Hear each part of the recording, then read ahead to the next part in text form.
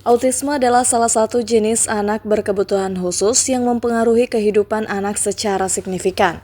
Autisme merupakan gangguan perkembangan yang berdampak pada kemampuan berbahasa, perilaku, interaksi sosial, dan kemampuan belajar anak.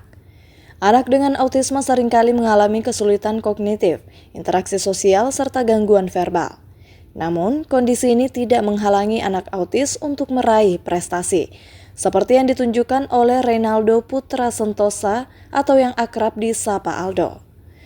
Meskipun menyandang status individu autistik, Aldo telah membuktikan diri sebagai seorang anak yang sangat berprestasi. Nama saya Aldo, saya adalah seorang individu berkebutuhan khusus. Saya berdiagnosa autistik dari umur 2 tahun oleh Bu Yura Tender. Spesifiknya saya diagnosanya autistik PDD-NOS. Artinya saya itu termasuk dalam spektrum, tapi gejalanya itu masih abu-abu sebenarnya. Tapi dari umur 2 tahun saya memiliki kesulitan bicara sebenarnya. Jadi sebelumnya autistik itu kan luas spektrumnya, macam-macam karakternya. Ada yang hiperaktif, ada yang hipo. Saya ini hipo hitungannya. Jadi artinya kalau hiperaktif kan banyak geraknya, semangat, sedangkan saya itu pasif anaknya.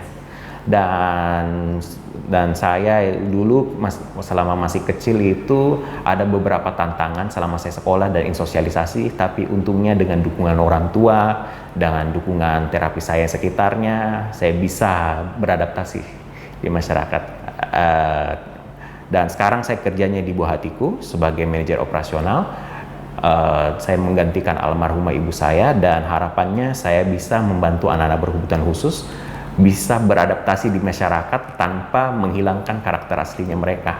Karena saya percaya bahwa sebenarnya autistik dan ADHD itu adalah suatu kondisi, bukanlah suatu penyakit. Kondisi yang bisa seseorang manusia bisa beradaptasi. Aldo telah menyelesaikan studi S1-nya di Universitas Atmajaya Yogyakarta, profesi akuntansi. Meskipun mengalami berbagai tantangan selama menempuh pendidikan, seperti bullying, Aldo akhirnya berhasil melewatinya dan lulus dengan baik. Kini Aldo bekerja sebagai manajer di Pusat Terapi Buah Hatiku, menggantikan almarhum ibunya dalam mengelola pusat terapi tersebut. Selain berperan sebagai manajer, Aldo juga menjadi pengajar les piano bagi anak-anak berkebutuhan khusus yang tertarik mempelajari piano. Sebelum memutuskan untuk menjadi pengajar, Aldo telah memenangkan beberapa kompetisi piano yang diikutinya. Belajar piano hingga menjadi mahir, bahkan berbakat sebagai pianis, bukanlah perjalanan yang mudah bagi Aldo.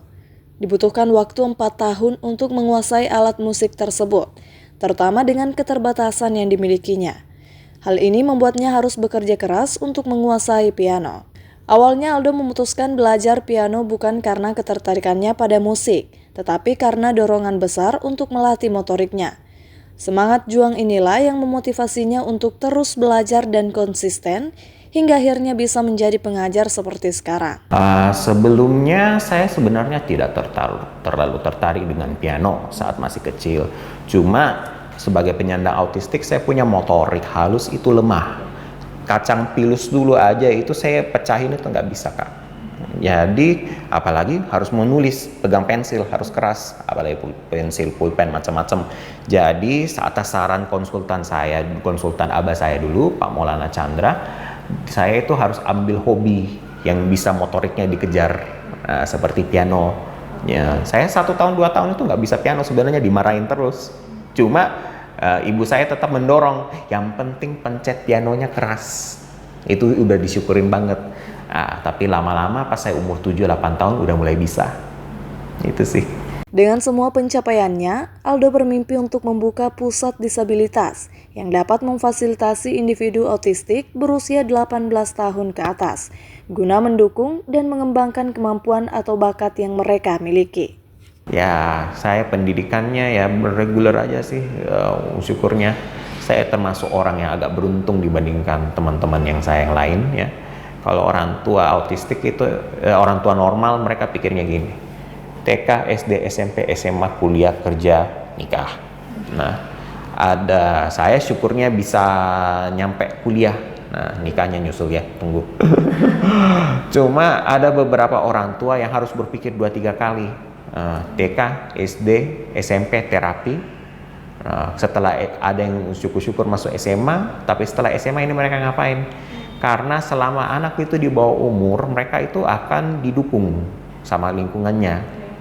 Tapi setelah lepas 18 tahun kamu dianggap udah dewasa, ya dipaksa beradaptasi. Dan bagi mereka yang tidak bisa beradaptasi, harus tinggal sama orang tuanya, sedangkan orang tuanya kan bekerja, bapak ibu sekarang dari jam 8 sampai jam 5 sore lah. Nah, bagi individu yang berkebutuhan khusus ini yang nggak mampu mandiri, mau bagaimana?